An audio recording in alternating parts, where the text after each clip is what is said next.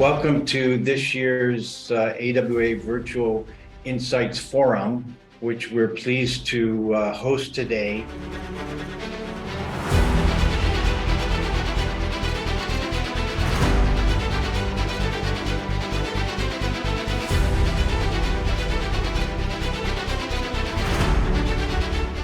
Packaging is one of those industries that's gone from being a box once before it was just a protective item for food a long time ago.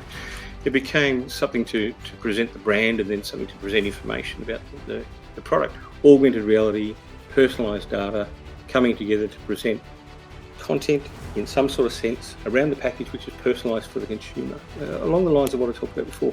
And there's some great opportunities there to create campaigns or even create an environment or an ecosystem where your product becomes the source of its own information. Already 2-3 years ago, we had this sort of statement at IPA, data is the new oil. So all this data is generated already. The question is, what are you going to do with it? Educating ourselves on it has led us to ask much better questions of our suppliers. And what are you doing with predictive maintenance?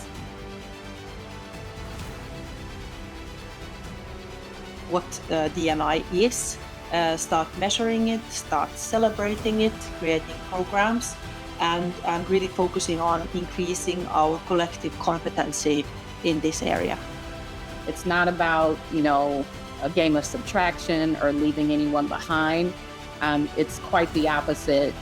This work is all around leveling the playing field for everyone and creating an environment where everyone who aspires to can reach their full potential within an organization. And we need to be able to have the frank and brave conversations and really listen to each other and make sure that all perspectives are brought to the table and are understood. Do you think we, all of us working on inclusion and diversity, will we ever be done? Will our job ever be finished? It really takes leadership at the top of the organization to help us and kind of enable us to go and do this very important work. I can tell you several years ago, and I've been with Nestle for 31 years, it would be uncommon to be at a table with your various competitors talking about common goals and solutions.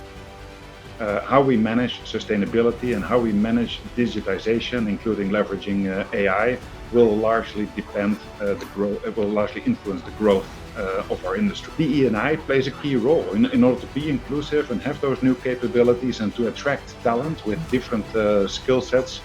The world is changing, people are changing, we are all working in manufacturing environments. How do we keep young people engaged and motivated to work in a manufacturing company, to work in shift models, etc.? I think that's one of the key challenges for the future.